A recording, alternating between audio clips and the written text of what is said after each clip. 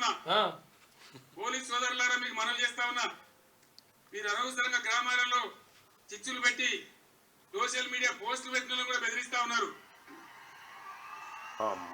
ఇది మంచిది కాదు. మనని అంటే ఆ రోజు అక్రమంగా అరెస్ట్ చేసి మిమ్మల్ని తీసుకుపోయినాక మేము గొడవ పెట్టుకున్నాం కన్నా ఆ సిఐ మన కనపడ్డాడు. నన్ను చూడగానే తలకాయ కింద తీసుకుని పోతూనే ఉండి ఒకసారి ఆయనను పిలిచి ఇంటర్వ్యూ చేయాలి. అంటే ఆయన చేయాలనే ఉద్దేశం లేకపోవచ్చు కానీ ఎంత కేటీఆర్ మీద పోస్ట్ పెడితే కేసులు పెడతా ఉన్నారట. సన్నాసి బాతాల పోసెట్టి హౌలేగా ఓ బేకార్గా నా మీద 72 కేసులు పెట్టించినవరా సన్నాసి. నువ్వుండే నా మీద పెట్టించినావు, సురేష్ మీద పెట్టించినావు, రఘు మీద పెట్టించినావు. ఎవరి మీద పెట్టియలేను? కేసులు, దాడులు, బెదిరింపులు ఎంతమందిని హింసలకు గురి చేసినావు? మొత్తం పోలీసు ఎవడన్నా వాట్సాప్ గ్రూప్ లో ఊరి గ్రూప్ లో పెడితే పోలీసు ఆయన ఫోన్ చేస్తాడే. అప్పుడు టీఆర్ఎస్ పార్టీ ఉన్నప్పుడు ఒక సన్నాసి ఇప్పుడు నిరసన తెలుపుకోవడానికి హక్కు ఉందిరా నాయన. ఇవాళ నువ్వు ఈడ ఈ నిజంగా కాంగ్రెస్ పార్టీ అనుకుంటే నువ్వు కరీంనగర్ పోకముందుకే నీ పార్టీ కాలైపోయేది. మంచిగా కాంగ్రెస్ పార్టీ అనుకుంటే అంతే కదనా. ఇప్పుడు వీళ్ళ అధికారం ఉన్న రోజు మొత్తం ఒక్క రోజున మేడిగడ్డకి ఎవరైనా పోనిచ్చారా? ఎవరిని పోనీయలే. మేడిగడ్డ అంటే అదొక ఇవాళ ఎవడైనా పోవచ్చు. అది ఏ దేశంలో ఉందనేది అంత అనుమానం వచ్చే. చూడండి, నేను అడుగుతా ఉన్నా, పోలీసులకు రాజకీయాలు ఎందుకండి? మరి నీ హయాంలో పీకని చేయించినావు కాదని ఈ పేజ్ పాడబడి ఏంది కలలేదు, ఏం లేదు. మీకు రాజకీయాలు ఎవరికి అధికారం శాశ్వతం? 10 ఏళ్ళు ఉన్నాం ప్రభుత్వంలో. మామిడి కూడా కొన్ని కుక్కలు మొరిగినా గానీ ఎవరిని పాపాన్ని పడబోతున్నా కానీ మేము ఈ దౌర్జన్యాలు చేయలే. ఆరి సన్నాసి నువ్వు ఏమన్నా అంటున్నావు అర్థమైంది. మేము దౌర్జన్యాలు చేయలేదట. క్యూ న్యూస్ ఆఫీస్ మొత్తం విధ్వంసం అయిపోయింది. దాడులు, హత్యాయత్నాలు, దోపిడీలు ఎన్నిరా మీరు చేసినాయి?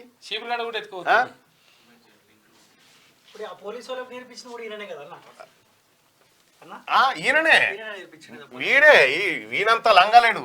ఎందుకంటే ఇగో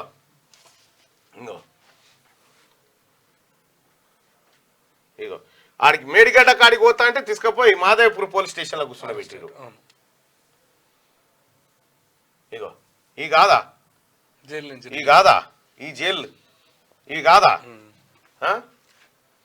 గోస పెట్టారు కదన్నా. జర్రంతా గోసనా. నేను ఆ రోజు రాష్ట్రంలో ప్రతిపక్షం కూడా వండుకొనే ఉంది, ప్రతిపక్షం కూడా నిద్రపోయే ఉంది. ఇవాళ డాంబికాలు చెప్తా ఉంటారు చాలా మంది, కానీ నేను ఒక్కన్నై కొట్లాడినా, నేను ఒక్కన్నై ఆవాజ్ ఇచ్చిన కాబట్టి అంటే మీడియాను కూడా చేతిలో పెట్టుకుని మొత్తం కంప్లీట్ గా మీడియా కూడా కేసీఆర్ కబందాస్తాల్లో ఉండే.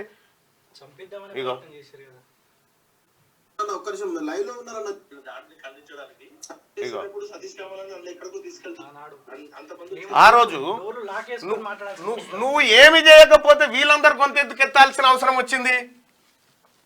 ఒక్కనొగలి నీవు చెప్తా ఉన్న కేసీఆర్ నా బిడ్డల ఉసురు తగులుతుంది, నీకు నా బిడ్డల ఉసురు నీకు ఖచ్చితంగా తగులుతుంది. ఎందుకంటే అసలు నోటి మాటలు కూడా రానటువంటి పిల్లలు, చిన్న పిల్లలు.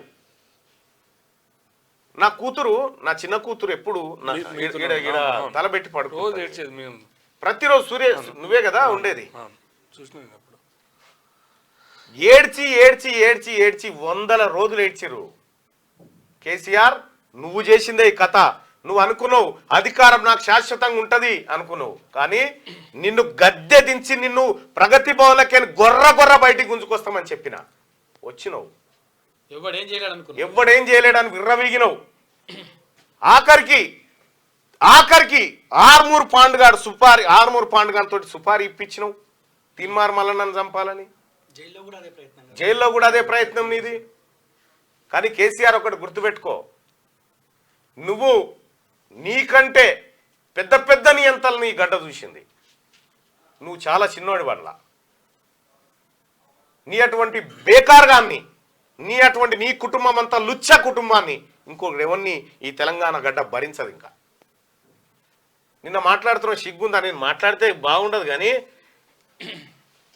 2000 సంవత్సరంలో ఇదే మే నెలలో 48 డిగ్రీల ఎండనట. 48 డిగ్రీల ఎండల ఆడ మీటింగ్ పెట్టిండట ఇదే సమయాన్ని అంటుండ్రు రాత్రిపూట ఏమన్నా నేను అబద్ధం అంటలేదు అన్ని బడవాయి మాటలేమా అని వాడు ఇంకా మారతలేడుగా అన్ని బడవాయి మాటలు మాట్లాడుకుంటా ఏంలో ఉంది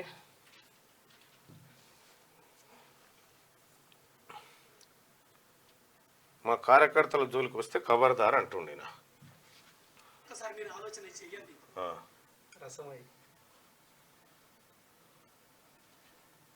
రాజకీయాలలో పరిణామాలు జరుగుతుంటాయి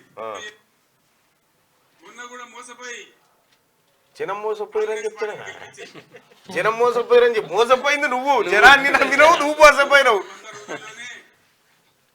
ప్రజలు ఏం జరుగుతుందో మీకు తెలుసు వేలేస్తాం రైతుల చెప్పులు సరే బందోబస్తుంటాయి నిన్న ముఖ్యమంత్రి ఇంత అసహనమా ముఖ్యమంత్రి అంటే తెలంగాణ మాట్లాడే తెలంగాణ ఉద్యమంలో మాట్లాడి ముఖ్యమంత్రి పదవి ఉన్న వ్యక్తి మేము మానవ బాంబులం అయితే మనం మాట్లాడొచ్చునా మాకు మాట్లాడరాదా తిట్టారంటే తిట్లు తక్కువన్నాయా ఇవాళ గీయాలకు మొదలు పెడితే రేపు గీయాల దగ్గర తిట్టచ్చు నేను మాట్లాడినా తెలంగాణ ఉద్యమంలో మాట్లాడి తెలంగాణ వ్యతిరేకించిన వాళ్ళు దద్దమ్మలు అన్నా గంతెందుక సారు ఈయనట ముఖ్యమంత్రిగా ఉన్నప్పుడు ఎవరిలో పల్లెత్తు ముఖ్యమంత్రి హోదాకు వన్నె తెచ్చినట కానీ ఎవరిని తిట్టలేదట కేంద్ర మంత్రిని రండా అని తిట్టే ఇక ముఖ్యమంత్రి మాట్లాడవలసిన భాషనా ఈ పద్ధత తెలంగాణ రాష్ట్రానికి సమాజానికి ఒక గౌరవమా దయచేసి ప్రజలు ఆలోచించాలని చెప్పి నేను కోరుతా ఉన్నాను ఇదా నాలిక వాడు మొదలు పెడితే మాకంటే బాగా ఎవడు మాట్లాడలేడు మాకంటే బాగా ఎవడు వాడలేడు హౌల మాటలు మాట్లాడలేదు రిపేర్ అయ్యి రాలే మరి పీకదందుకు వచ్చిన ఈ సన్నాసులకు తెలియదు ఆడవాడు 30 బోకరగాలు 30 అదొకటి అడ్డంపడు మాట్లాడుతుంది ఈ సన్నాసి కాకపోతే ఆ సన్నాసి కాకపోతే ఈ సన్నాసి కిరికిరి పెడతారు నా కొడుకులు అది గెలిచేయలేదు పీకేలేదు ప్రతిపక్ష రూపంలో ఉన్న దద్దమ్మల పరిపాలననే ఇప్పుడున్న పిసిసి ప్రెసిడెంట్ అయితే వట్టి దద్దమ్మ పనికి మాలిన దద్దమ్మ అరే ఏమవుతారా బై బేకూఫాలరు మీరు బుద్ధిలే మీ బతుకులు చెడా ఇయో బతుకుల భారతీయ జనతా పార్టీ డఫర్ నాయకులారా భారతీయ జనతా పార్టీ బేకార్ నాయకులారా బఫూన్ నాయకులారా నేను అడుగుతా ఉన్నా అసలు ఈ చిల్లర బట్టెబాజ్గాలని ఎవడన్నా పట్టించుకున్నాడు ఆంధ్రప్రదేశ్ లో ఈ చిల్లర నాయాలకు పదవులు ఎక్కడి అని అడుగుతా ఉన్నా నేను చిల్లర పాట బేకార్ పాట డఫర్ పాట ఏం పాట అన్నది వాళ్ళని కుక్కలు అయితే నిరంతరంగా మురిగే కుక్కల్ని దేవుడు ఇచ్చిందని చెప్పి కుక్కలు మురిగే మురుగుతామంటే మీలాంటి కుక్కలు చాలా మంది ఉంటారు బయటికి వెళ్ళండి ఇలా మరుగుతున్న కుక్కలకు ఇలా మరుగుతున్న గాడిదలకు ఆ పదవులు ఎక్కడి వీళ్ళు ఇద్దరు పిచ్చోళ్ళు అవుతారే పక్క ఫామ్ హౌస్కి వస్తా ఒక రోజు వస్తా ఆ ఫామ్ హౌస్కి వచ్చి ఈయన మాటల గురించి మాట్లాడుతున్నాడు ఈయన మాట్లాడుతున్నాడా ఈయన కాళేశ్వరం ప్రాజెక్ట్ దానిలో మేడిగడ్డ బ్యారేజ్ 100 కాంపోనెంట్లలో అదొక చిన్న కాంపోనెంట్ దాంట్లో కొంచెం ఇసుక జారి 2 పిల్లర్లు కుంగినాయి అదేందో ప్రళయం బద్దలైనట్టు మరి ప్రళయం బద్దలు కాకపోతే ఈయనంత సన్నాసి ఎవడు లేడు 2019లో ఈ విషయం తెలిసినప్పుడు మరి ఎందుకు నువ్వు దాన్ని అది చేయలేదు ఆ ప్రళయం పని చేయలే మొత్తం కాళేశ్వరము 215 టీఎంసీలు 215 టీఎంసీలు మేడిగడ్డలో 100 కాంపోనెంట్లలో అదొక కాంపోనెంట్ అంటుంది కదా ఓన్లీ మేడిగడ్డ నుంచే దాదాపుగా 195 టీఎంసీలు ఓన్లీ మేడిగడ్డ నుంచి ఎత్తాలి ఇది చిన్న కాంపోనెంట్ అంట వాడు చెప్తాడు మిగతా అంతా కలిపి 20 మళ్ళీ ఎల్లంపల్లి నుంచి 2 పిల్లలు దశకితేనే గింతనా అంటాడు మరి 2 కాళ్ళు పోతే ఉంటావా ఒక్క కాలుకే ఉంటలేవు తొంటే కదా అని రాకపోతే అసెంబ్లీకి మరి ఇది ఒకటి ఇక మీ అందరికి తెలిసి నేను ముఖ్యమంత్రి అయినాడు కరెంట్ ఎట్లా ఉండే ఏడాది అర్థం లోపల దాన్ని బాగా చేసి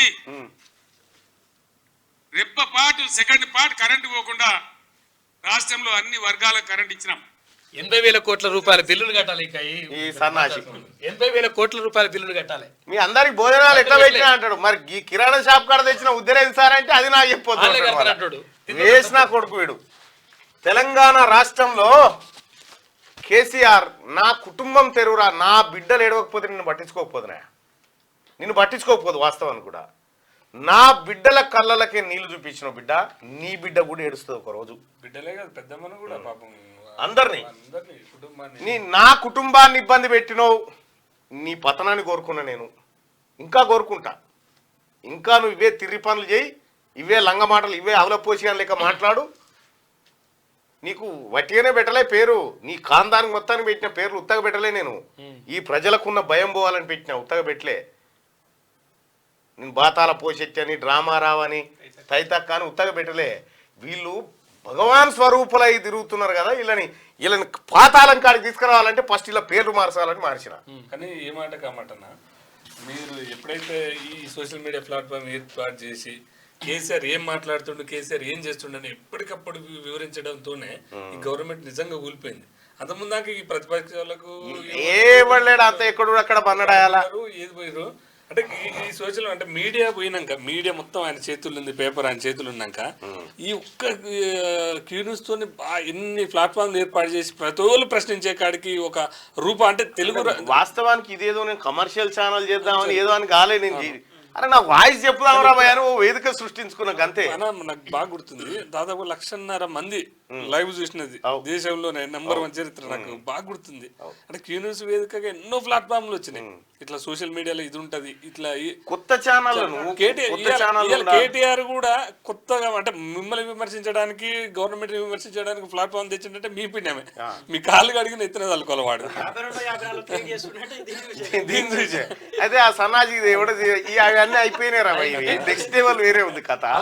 నెక్స్ట్ ఎట్లుంటుందో నేను చూపిస్తాను మళ్ళీ నీకు. అంటే మరి వాడు ఎవడన్నా త్యాగం చేసి జైలు పోయేటోడు కూడా అది ఎవడు అవతలోడు. ఏమైనా పైసలు ఇస్తే నెలకు 5 లక్షల ప్యాకేజ్, మన శంకర్ గాడు అన్నాడు, 1 నెలకు 5-6 లక్షలు వానికి ఇస్తూనే ఉంటారు. అసలు వాడిని నెత్తి కాదు, కత్తి కాదు, పేపర్ ఆడ తయారు కాదు. ఇప్పుడు శనార్థి తెలంగాణ పేపర్ ఉంది. శనార్థి తెలంగాణ పేపర్ లో చాలా మంది పనిచేస్తారు. దానికి ఇప్పుడు మా క్యూ న్యూస్ రెవెన్యూ తీసుకుపోయి శనార్థి మీద పెట్టి బ్యాలెన్స్ చేస్తా ఉన్నాం. ఒకటి నడపాలంటే బ్రేక్ ఈవెన్ ఉన్నటువంటి మాకే దమ్ అవుతుంటుంది. ఒక మినిమం ఒక 8 పేజీలు తీసుకురావాలంటే తెలియదా ఏం జరుగుతుందో.